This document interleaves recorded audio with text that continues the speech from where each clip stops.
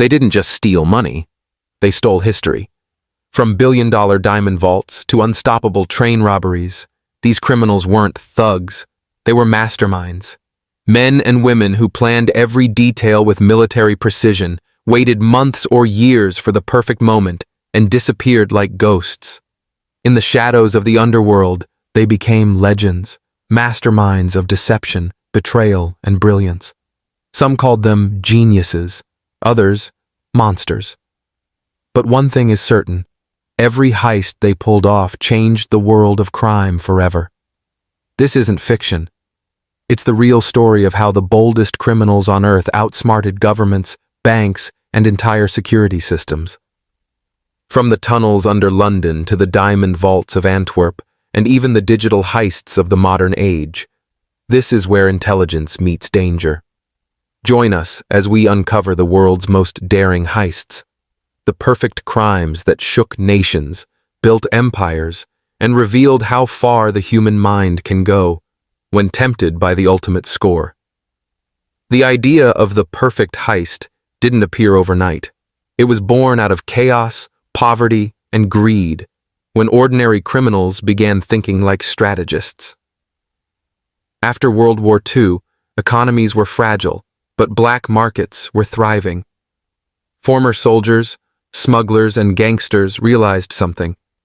While governments rebuilt nations, they could rebuild fortunes by taking what others protected. This was the dawn of organized heist crews. No longer random thieves, they were planners, technicians, and actors who could outwit entire security systems. The underworld began to evolve. In the 1950s, the United States saw one of its first major organized robberies, the Brinks Job in Boston. 11 men, led by Joseph Big Joe McGinnis, studied the Brinks armored car depot for over 2 years. They mapped every guard's routine, duplicated vault keys, and rehearsed every step like a military drill. On a cold January night in 1950, they struck. Wearing Halloween masks and navy coats, they entered silently, tied up employees, and stole $2.7 million, the largest cash theft in U.S. history at the time. The entire operation took just 30 minutes, no shots fired, no alarms triggered. The press called it the crime of the century. But this was just the beginning. In Europe, another breed of thief was emerging. The gentleman robber. Men who dressed in suits, carried no weapons, and executed robberies with sophistication instead of violence. They charmed guards, blended with elites, and slipped into vaults without leaving a fingerprint. In France and Italy, they were adored by the public, seen as rebels who outsmarted the rich. One of the most infamous was Albert Spaghiari, a man who pulled off the heist of the century in 1976 by tunneling into a bank in Nice, France. His crew spent months digging underground, bypassing alarms, and emptying over 100 safety deposit boxes. When police finally found the scene, they discovered a message on the vault wall: without weapons, hatred, or violence. The legend of the heist was no longer just about money. It was about style, strategy, and message. What made these early heists remarkable wasn't the technology. It was the psychology. Each team relied on precision, discipline, and absolute trust. One weak link could destroy everything. In the criminal world, loyalty was currency, and betrayal was death. By the 1960s, heists became an international business. The mafia, cartels, and underworld networks realized the potential of organized robbery.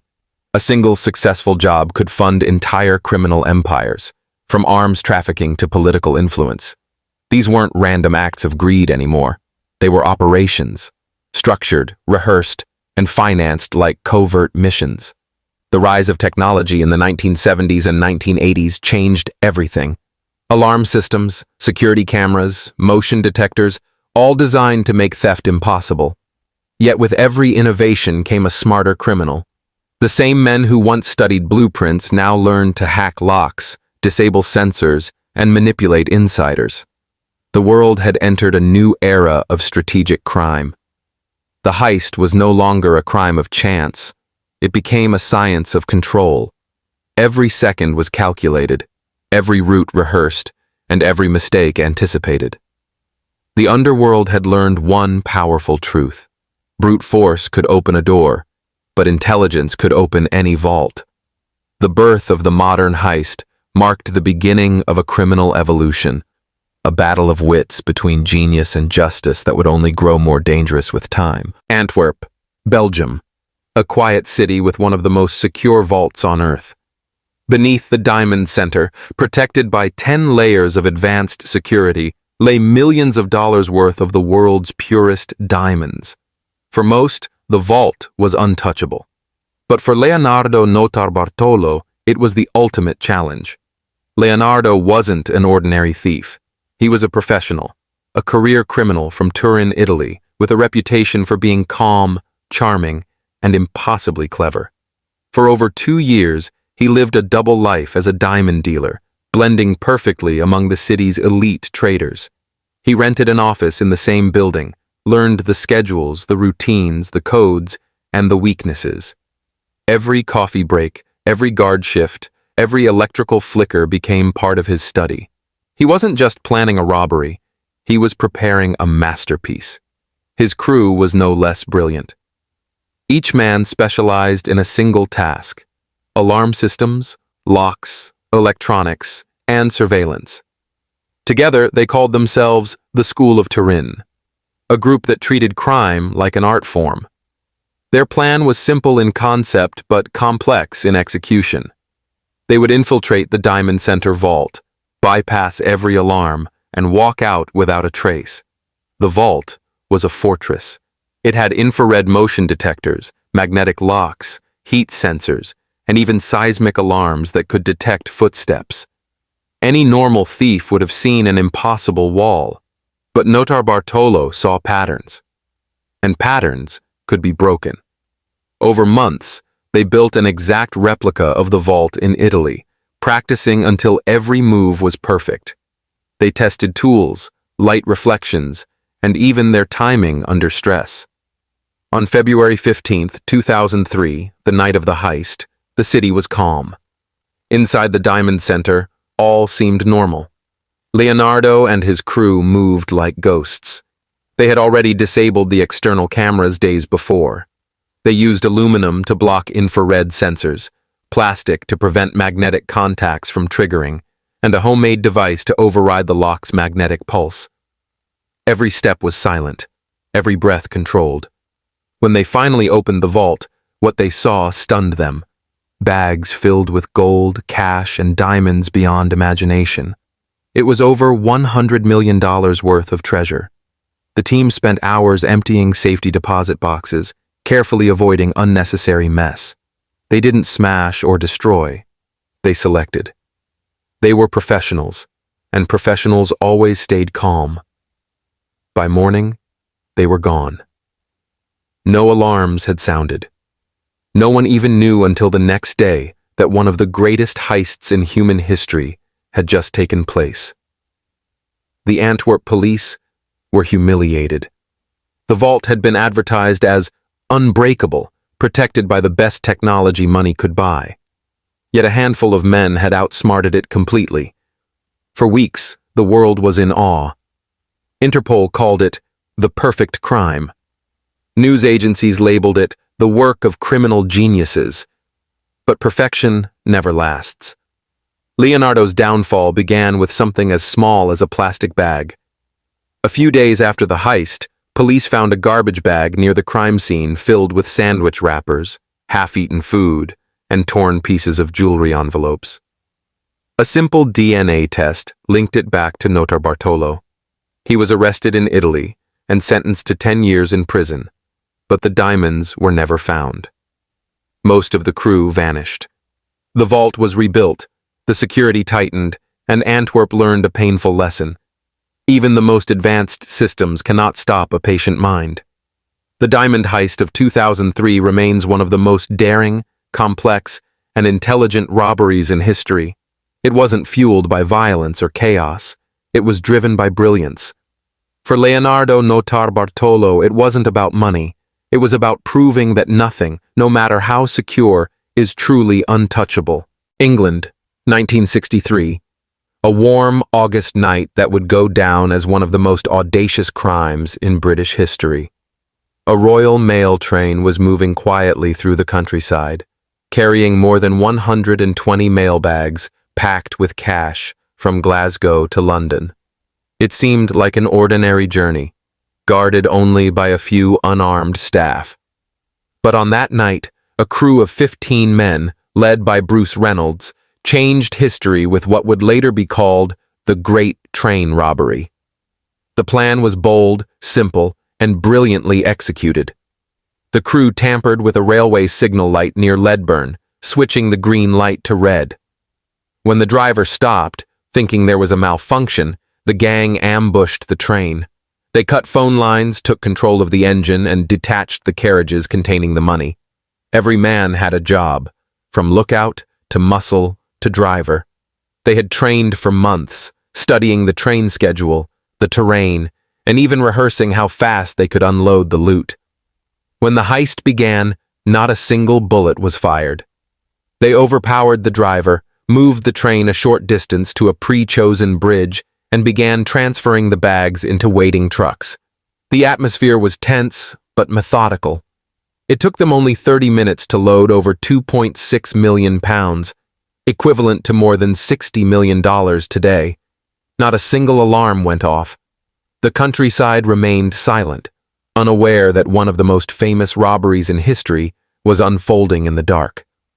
Once they escaped, the gang hid in a remote farmhouse called Leather Slade Farm, where they planned to lay low until the media attention faded. For days, they stayed inside, counting the money and waiting for instructions, but human error would once again bring down genius. They left behind fingerprints on a Monopoly board they used to pass the time. When the police raided the farm, they matched the prints to known criminals. And within weeks, the manhunt began. The trial that followed was one of Britain's most publicized events. The robbers were painted as both villains and folk heroes. The newspapers called them gentlemen thieves, fascinated by the fact that they used no guns and no violence. The public secretly admired their courage and cleverness, even as the authorities sought harsh justice. Several of the gang, including Bruce Reynolds and Ronald Biggs, received sentences of up to 30 years. But the legend didn't end there. Ronald Biggs escaped from prison in 1965 by scaling the wall and fleeing to Brazil, where he lived freely for decades, giving interviews and even becoming a minor celebrity. To the world, he represented the idea of the man who outsmarted the system, the thief who refused to be caught. The Great Train Robbery became more than a heist. It became a cultural symbol. Books, films, and documentaries romanticized the crime as a battle of wit versus authority. Yet behind the headlines was a truth few understood. It was never just about money. For Bruce Reynolds, it was about perfection. He wanted to prove that an ordinary man could challenge the system and win. Though many of the robbers were eventually caught, their legacy lived on. Every major heist that came after borrowed lessons from that night: discipline, precision, timing, and silence. It marked the moment when criminals became strategists, when robbery became an art form. The Great Train Robbery remains proof that sometimes the most powerful weapon in crime isn't a gun. It's intelligence, teamwork, and the courage to take the risk of a lifetime. By the dawn of the 21st century, crime had evolved beyond masks and guns. The new generation of thieves didn't need dynamite or drills.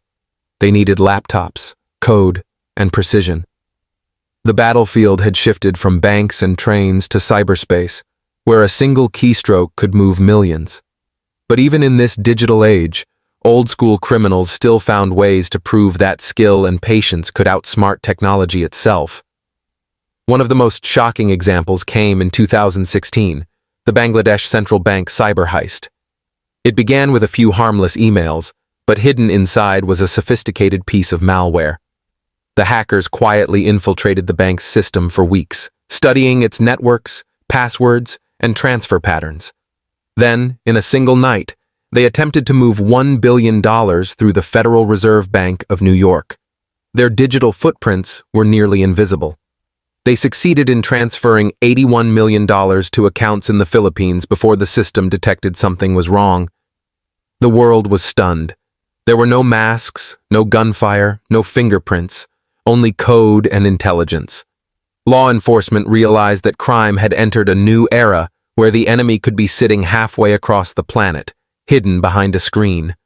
The heist proved that the new underworld no longer relied on brute strength, but on cyber mastery. But while technology dominated headlines, another crew of criminals in London reminded the world that the old ways still worked. In 2015, during the Easter holiday weekend, a group of elderly men, most in their 60s and 70s, pulled off one of Britain's biggest jewelry thefts, the Hatton Garden heist. The mastermind, Brian Reeder, was 76 years old. His crew, made up of retired thieves, used old-fashioned tools, drills, and patience to tunnel into a vault beneath one of London's most secure jewelry districts. They spent days underground, drilling through 2 feet of reinforced concrete to reach the safety deposit boxes. When the vault door finally opened, they were greeted with millions in gold, diamonds, and cash. The total value exceeded £14 million. These men weren't young, but they were professionals, experienced, calm, and efficient. They believed time was on their side, but it wasn't. Their mistake came after the job. Instead of disappearing, they celebrated. They made small purchases, bragged among friends, and used their own cars. Surveillance cameras and phone records eventually exposed them. The police, shocked to discover the thieves were pensioners, called them the bad grandpas of crime. Both heists, one digital and one physical, revealed an uncomfortable truth. The form of crime changes, but the mindset never does. Whether through computers or crowbars, the essence of a heist remains the same: control, precision, and trust. Inside every great heist crew, trust is everything. But it is also the first thing to break. In both the Cyber and Hatton Garden cases, betrayal and arrogance brought the criminals down. A single mistake, a careless conversation, or a trace of evidence can destroy even the most perfect operation. As technology advances, so does the cat-and-mouse game between law enforcement and the underworld. Cameras, sensors, and artificial intelligence now watch every street, yet the smartest minds continue to find loopholes. Whether it's a hacker sitting behind a glowing monitor or an old thief tunneling under a city street, both are driven by the same obsession: to outsmart the system, to do what others call impossible. In the end, the modern era of high-tech heists proved that crime doesn't vanish with time, it evolves. The tools may change, but the thrill of the perfect score remains timeless. Every great heist leaves behind 2 things: a fortune and a story that refuses to die. The masterminds vanish, the money disappears, but the legend always remains. From the tunnels of London to the vaults of Antwerp and the wires of cyberspace, the legacy of these daring crimes still shapes both the criminal world and law enforcement today. To investigators, every major heist became a lesson written in loss, a manual on what not to underestimate. They learned that the smartest criminals were not impulsive. They were engineers, hackers, planners, and even psychologists who studied human behavior better than most detectives. To the underworld, these heists became textbooks, guides for how to think, how to plan, and how to survive. For the next generation of thieves, the stories of Leonardo Notarbartolo, Bruce Reynolds, and Brian Reeder weren't cautionary tales. They were inspiration. The myth of the perfect crime still lingers, and perhaps that's what makes these stories immortal. There's something irresistible about watching a small group of people outsmart a system built by nations to challenge the unbeatable and succeed, even if only for a moment. For many of these criminals, the money was secondary. What mattered more was proof. proof that human intelligence could overcome any wall, any code, any guard. But every empire built on crime eventually collapses. History shows that arrogance is the heist mastermind's greatest weakness. The same intelligence that plans a flawless operation often believes it can cheat time and fate too. Yet every thief eventually makes one mistake: a fingerprint, a phone call, a trace of pride that brings it all crashing down. Law enforcement too evolved because of them. Today, specialized international units work across borders, using artificial intelligence, cyber forensics, and data analytics to hunt criminals who think they are invisible. Vaults now have biometric scanners, silent alarms, and thermal sensors that can detect the smallest change in air pressure. The modern world was forced to become smarter because of the few who tried to break it. Still, the fascination never fades. Hollywood turned their crimes into blockbusters. Books immortalized their tactics. Documentaries tried to decode their minds. But beyond the glamour lies the darker truth. For every successful heist, dozens ended in disaster, betrayal, and death.